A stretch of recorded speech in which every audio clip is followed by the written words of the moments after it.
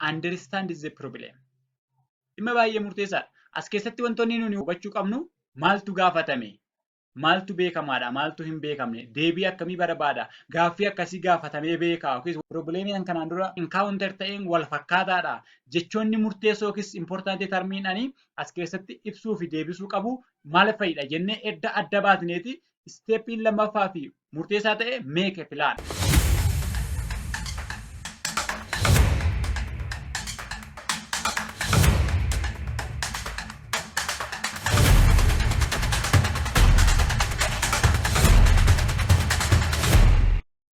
Hi everyone, yoo akkam jirtu kun Jiruuf Tube chaanaliidha. Jiruuf Tube chaanalirraa an mootummaa Rabbumaati. Chaanalii kanaaf haaraa kan taatan subscribe gochuudhaan jalqaba. Har'a kanan qabadhee isiniif dhiyaadhe kun Fundamental of Programming barnoota kutaa 9, kutaa 10 fi kutaa 11, 12 IT irratti kutaaleen hundinuu boqonnaa Fundamental of Programming jedhu kana qabu paartii dhumaa irratti. Kutaa 9ffaa irratti kan inni irratti xiyyeeffatu problem solving waan jedhuun jalqaba. Problem solving base fundamental programming kan ta'e wantoota kanarratti problem solving step adda garaa dhiyeessa. Approach wan adda addaati akkaataatti isaan evaluate goonu nuuf dhiyeessa. Darbee kutaa 9tti adda kana jedhee ga'eeti. Kutaa 10tti immoo konseptii miidhagaaf bareedaa dhimma programming keessatti ittaanee problem solving ittaanee wanta murteessaa ta'e tokko algoritmii. Algoritmiin maal akka ta'e konseptii algoritmii isiniif jalqaba. Itti dabalee algoritmii representation maloota ittiin algoritmii represent goonu adda garaan isiniif dhiyeessa. Isuma kanarratti dabalee integrated development of environment yookiis ID wanna jedhu isiniif dhiyeessa. Kutaa 11tti immoo yeroo ceenu gara problem solving algoritmii amma computer programming waan jedhutti ce'aa jechuudha. Coherency inni ittiin eeggatee akkaataa kanaan adeemurraa kaasee syntax adda addaa yookiis immoo sirnoota adda addaa semantic programming language adda addaa dhiyeessuu jalqaba. Program statement adda addaa akkaataa itti ijaaruu dandeenyu jalqaba godhee akkaataa nuti itti digital eraatti mix ta'a yookiis immoo adapt ta'aa adeemnuuf jecha kaarikulamii kanaanii gara itti nu harkisaa deemutu dhufa. Yeroo baay'ee garuu sirnoota barnootaa yeroo biyya keenya keessatti lafa qabatan keessatti yookiis immoo akkaataatti riyaalitii lafa jiru keessatti paartiiwwan gara dhumaa hin baratamani. Barataanii otoo hin gahiin hedduunsaa simisteeratti walakkaatti iddoo ta'etti kanniisu. Kanaaf jecha gaafa gara mooraatti dhufnu kutaawwan kun akka waan baratamanitti fudhatamu. Kanaaf rakkoon kun hunda irraa kaafamee akka nuni waan kana beeknutti Universii adda garaa waan nutti dhufuufi ani immoo rakkoo kana furuuf wantoota nu badhe keessaati. Konseptiin kun konseptii murteessaa fi fuuldurattis barbaachisaa ta'e waan ta'eef akkaataa ittiin isin nuti qabachuu dandeenyuu fi hubachuu dandeenyu qabadhee isiniif dhufeen jira. Gabaabumatti gara barnootichaatti kallattiidhaan ceena. Like, share, subscribe gochuun na waliin tura.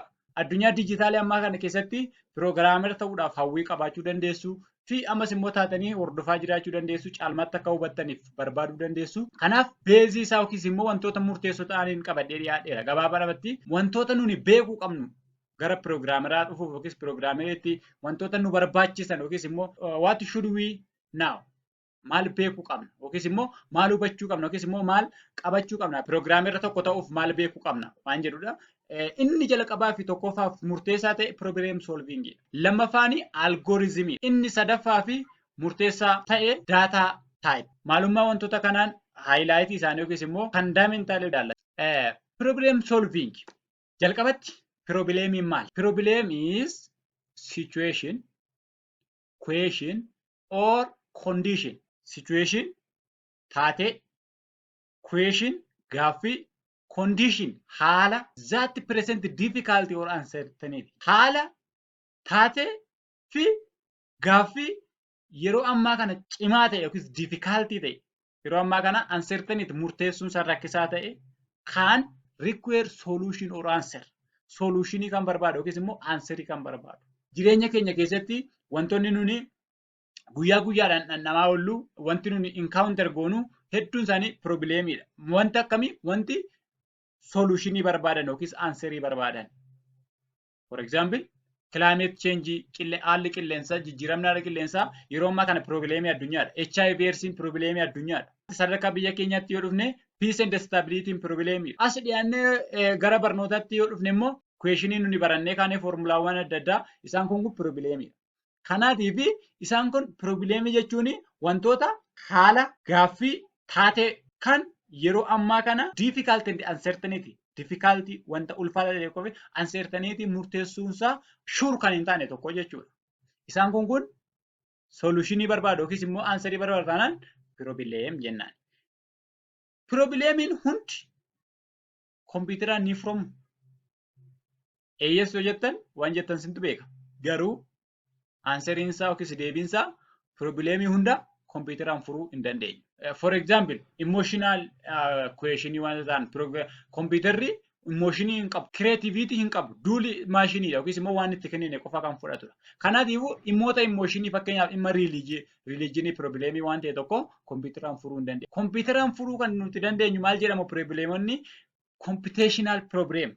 Problemoota kan step by stepidhaan kompiitaraan furuu dandeenyudha. Step by stepidhaan yookiis immoo step sadarkaatti qoqqoonnee kompiitarri waan kamiyyuu sadarkaatti qoqqoonnee dhiyeessuuf yoo hin dandeenye wanta tokko duulii guutummaa isaa fudhachuu waan hin dandeenyeef. Kanaaf the problem that solved by computer is computational problem. This problem is usually has a well-defined input, constraint and condition that output must be satisfied.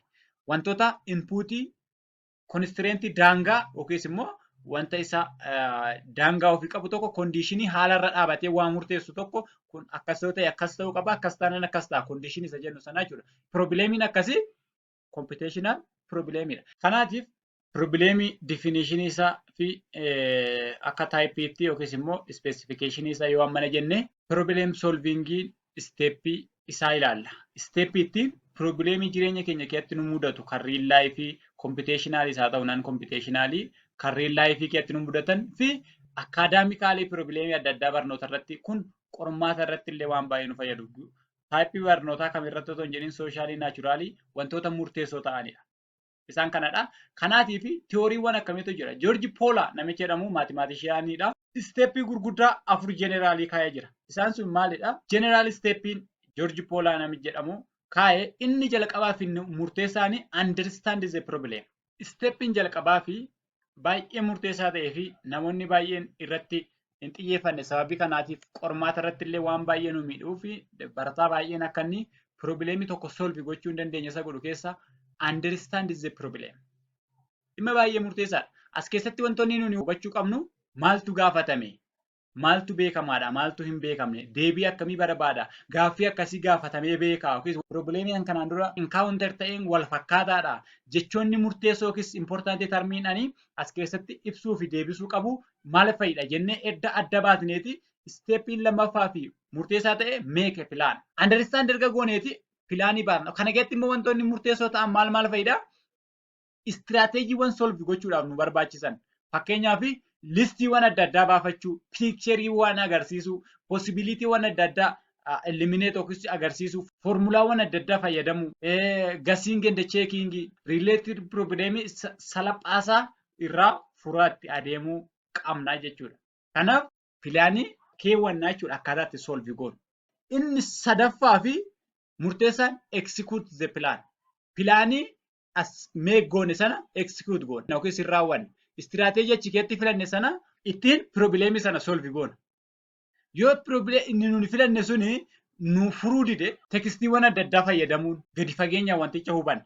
Yoo ammas nutti ulfaatee wanticha filuu dadhabne deddeebinee duubatti nekstiiwwaanii choice godhannaa jechuudha. Isa sanaan raawwanna. Inni arfaffaa fi inni dhumaa maal goona? Review and extend check gochuudha jechuudha kun immoo.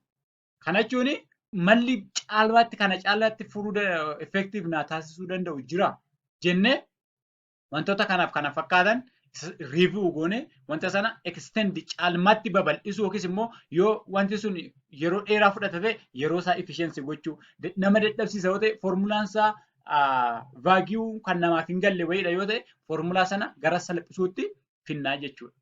Kanaatiif problemii jireenya keenya keessattis haa ta'u manneen barnootaa keessatti iddoo kamittiyyuu nu mudatan karaan nun ittiin furruu fi steppiin prominent classic step kan ta'e George Pola step kanaan yeroo kamiyyuu taana real life academically waan kana yoo fayyadamne akka bareedaatti akka nuni fayyadamaa taanu abdii guddaan qaba.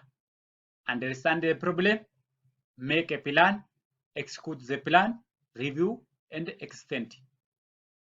Qalbii keessaa kan hubannu yeroo kamu. Erga kana jenneeti steppiin kuni amma problem solving problemii jalqabatti ilaalleera. Problemiin hundi kompiitaraan akka inni furamuu hin dandeenye. Kompiitaraan warri furamuu danda'an steppii kana caalmaatti brief gochuudhaaf kompiitar saayinsii fi IT keessatti steppiiwwan murteessoo ta'an isaanuma kana akkaataa itti nuti hubachuu dandeenyuun ifa isinii godha. Understand the planning tokkumadha. Jalqabatti CS yookiis immoo computer science yookiis IT information technology keessatti steppiin jalqabaa problemii tokko furuudhaaf koodingii beekuu miti. Jalqabatti problemii sana understand gochuutu nurra jiraata. Understand the problem akkuma sanaati. Inni lammaffaan addatti nu dhufu develop an algorithm. Make a plan ishin jettu sun algoritmiidhaan bakka buuti. Algoritmii gaafa dhageenyu waan haaraa nuti ta'uu danda'a. Pilaanii gochuudha waan sana. Akkuma dura pilaanii make a pilaanii keessatti piikcharii adda addaa listii adda garaatu bahee jira sin jedhee algoritm maalummaa algoritmii ni ilaalla. Algoritmii develop goona. Step lammaffaa keessatti edda understand goona. Algoritmiitti waan sana solve goona. Inni sadaffaan write a program execute the plan inni jedhu sun tokkumadha. The same. Inni arfaffaa fi dhuma test the program. Programii write goone sana test goona. Effectiveness isaa akka inni waan sana output nu gochuu danda'u. Maal siniin jedheera computational problemiin well defined input qaba, constraint qaba, condition qaba. Maal gochuudhaaf output wayii dhiyeessuudhaaf. Computational programming output qabaachuu qaba yeroo kamiyyuu isa kana algoritmii keessatti ni ilaalla. Kanaatiif yaada keenya keessatti bareechinee erga waan kana qabanne akka gaariitti gosa barnootaa kamirratti iyyuu cimaa fi jabaa taane isa sanarra dabarree real life keenya keessatti problemii nu mudachuu danda'an kamiyyuu solve godhachuudhaaf baay'ee kan nu salphatu abdii guddaan qaba. Gara taayitilii itti aanu darbiin dura subscribe godhaa. Egaa steppiiwwan jiran keessa steppii lammaffaa irratti xiyyeeffanna. Gara computer science problem yookiis immoo steppii problem solving in computer science computeraan furru keessatti computational problem solving keessatti algoritmiin dhimma murteessaadha. Problem solving steppii adda jenneeti wanti lammaffaa irratti yookiis steppii lammaffaa irratti nu mudatu algoritmii hojjechuudha. Algoritmiin maali? Algoritmiin maali? Definition in algorithm. Algorithm is step by step procedure or set of rules designed to perform a specific task or solve the particular problem.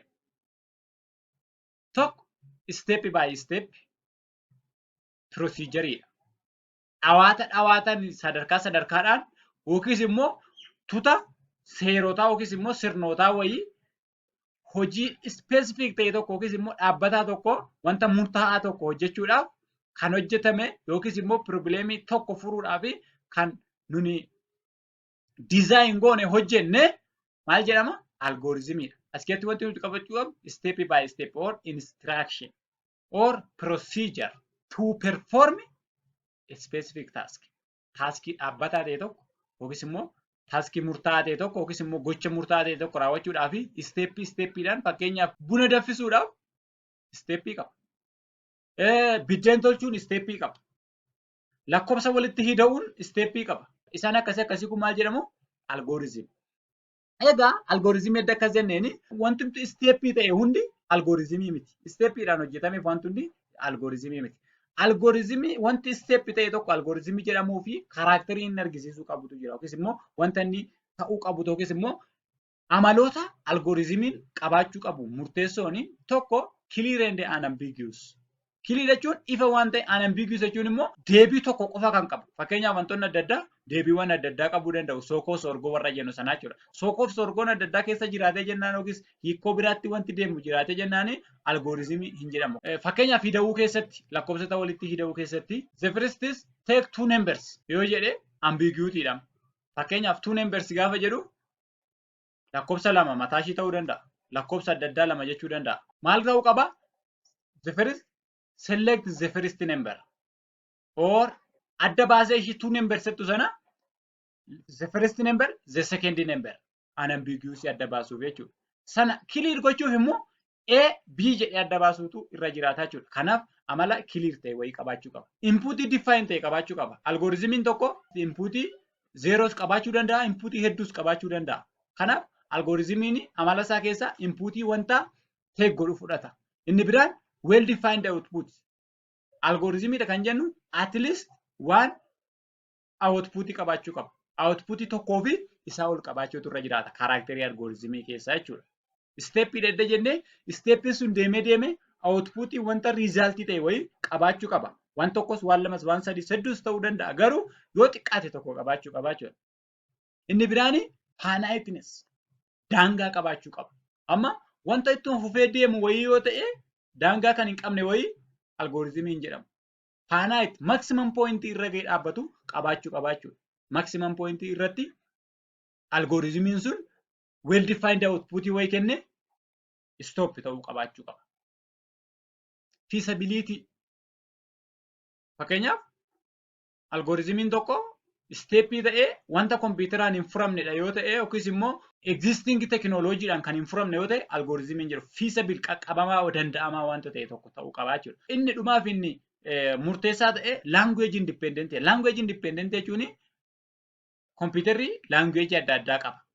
Warra akka Python, C++, Java, C#.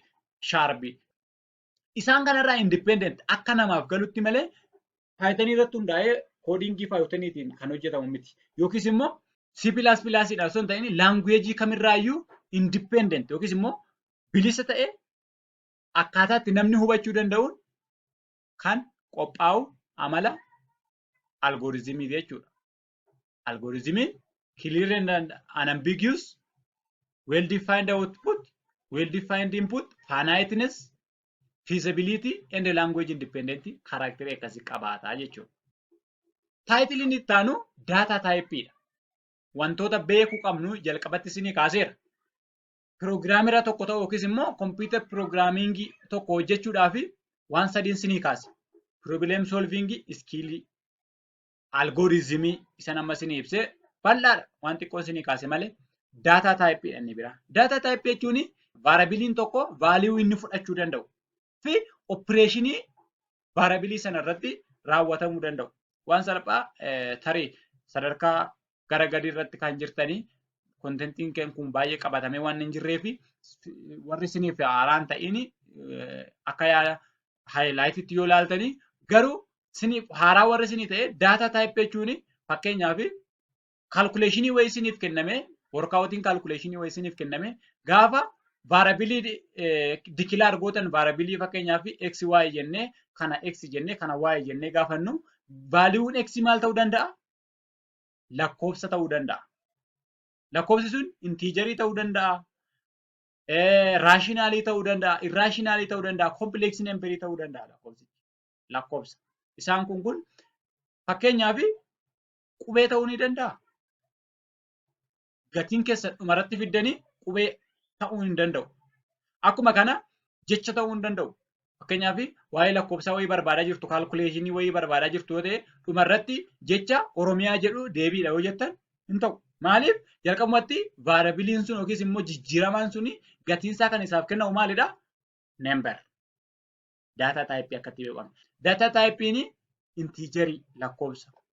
Fakkeenyaaf baay'ina uummataa deesimaaliidhaan kaa'uu hin dandeenye.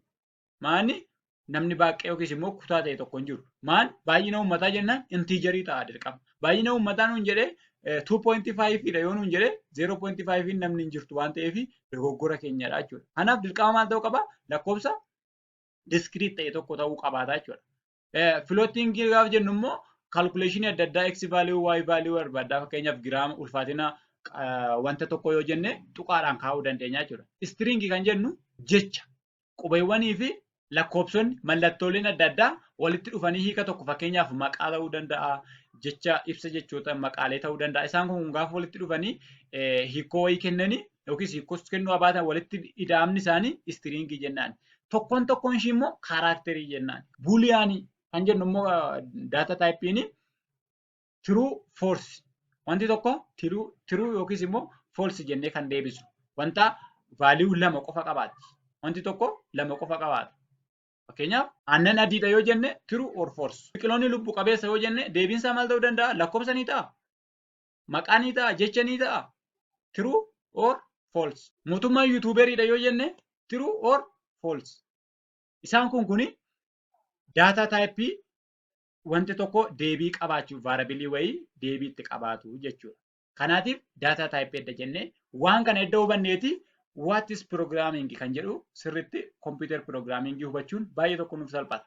Kanaaf iyyuu program is a set of instruction written in a programming language that the computer follow to perform a specific task. Programmii jechuun gabaabadhumatti instructionii algoritmiin hojjetameera isin jedhama. Algoritmiin suni gara instructionii program language yookiin language tokko irratti depend ta'e fakkeenyaaf kan Python ta'uu danda'a, Java ta'uu danda'a, waan ta'e irratti hundoofne kompiitarri isa hordofee kan task wayii specific godhu tutni instructionii sana kan kompiitarri hordofu maal jedhama?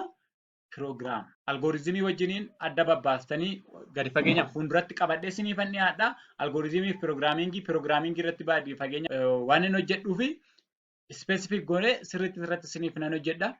Ammaaf garuu definitionii bareedaa kana qabadha yaadatti. Types of programming. Programmingiin akkaataa itti namoota wajjiniin connect goonu sanarraa kaasnee inni jalqabaa machine language dha. Gabaabaadhumatti nun kompiitaratti wantoota hundumaa zeeroo fi tokkotti jijjiirree kan itti galchinuu fi barsiisnu yookiis hubachiisnu suni maalidha? Machine language kan kompiitarri execute gochuu danda'u yookiis immoo raawwachuu danda'udha. Amma nun wantoota hundumaa zeeroo fi tokkotti jijjiirree maqaa zeeroo fi tokkotti jijjiirree lakkoofsota formulaawwan isaan kana it's very difficult wanta baay'ee ulfaataadha. Machine language kun the first programming dha. Inni kun baay'ee ammallee kompiitarri kanumaan hojjeta. Garuu isa kana ofii keenyaati communicate ittiin gochuu kan dandeenyu sun maashiniitti kan akkatti dhiyeessinu suni machine language jedhama. Baay'ee bal'aa fi konseptii dheeraadha. Inni lammaffaan assembly language jedha. Assembly language jechuun immoo machine language sana mallattoowwan adda addaati bakka bubbuusnee caalmaatti wanta hundumaayyuu gara waan sanaatti jijjiira. More high goone yookiis maashinii irratti zeeroo fi tokko baayinarii siikwensii baayinarii irraa gara mallattoowwan jechoota ta'uu danda'a, qubeewwan ta'uu danda'a. Isaan kana akkaataatti walitti fidnee kompiitarri hubachuu danda'udha jechuudha. Assembly language jedhamanni kuni.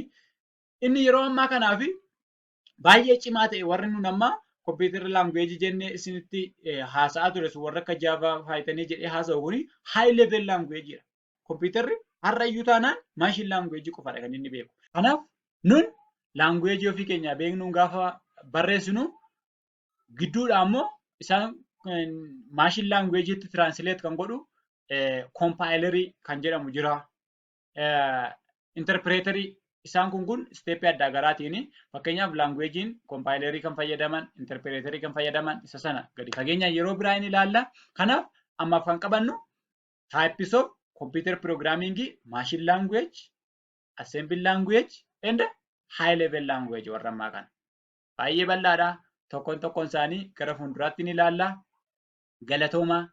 Thank you. Like, share, subscribe gochuudhaan walaa jajjabeessinu walii wajjin adeemnu wantoota irratti hojjechuu qabullee koomentiinaaf gootanii konseptiin ani irratti hojjechuu qabu fi jalqaba waan ta'eef hanqinoota adda addaatiif na of kalchaa sagaleen qulqullaa'ee dhageessisuu dhiisuu danda'a. Garuu konseptii bareedaa kana waan na wajjiniin turtanii waan hirmaattaniif sinan galateeffadha. Thank you. Bye bye.